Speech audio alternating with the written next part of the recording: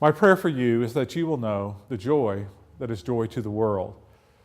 A good friend of mine who's suffering from dementia can still sing every hymn that she has memorized in her life.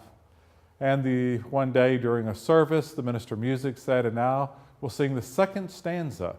And she said, "Second stanza?" Because she had memorized all the first stanzas, third, and fourth stanzas. It's pretty humbling for someone whose memory is slipping in other ways, but is so connected to the promise of God being at work as sung from the hymns, that she can recall each refrain and each verse, except for the second verses. I think of the hymn, "Joy to the World." The Lord is come, let earth receive her King. I'm standing in the chapel of Trinity Baptist Church, and next to me, as you can see, is a cross, candles, a pulpit, and a larger cross. They're symbols of God being at work within our world.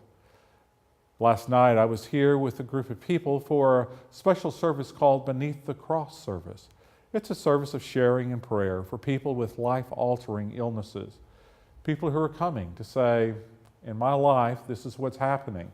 And then we join together for God's presence to offer power for healing and strength in that person who moves through the Christmas season into the promised year of 2010. Some of what we need to do in our lives is simply to name a grief that gets connected to a joy. That is, a grief in which life is not going as we would first prefer for it to be, and yet we also trust that God's not leaving us behind, hasn't forgotten us. We're not abandoned. And that's where the joy comes through, because in the midst of something which is lost, God provides something which is new. That's His promise that gives us a joy beyond anything else. In the Advent wreath, there are 3 candles, the third one being joy, and typically Christians, until recent years, had celebrated the preparation for Christmas by first connecting with a sadness that can come with life, a grief that can be there, and then work up to the sense of joy of that season. Today, we pretty much begin with joy and continue with joy. But if we're honest with ourselves, we really cannot leave our awareness of the sad stuff in life. But to let that sad stuff in life be placed into the hands of God, allow Him to rework it, so we can feel the joy of a promise which is beginning.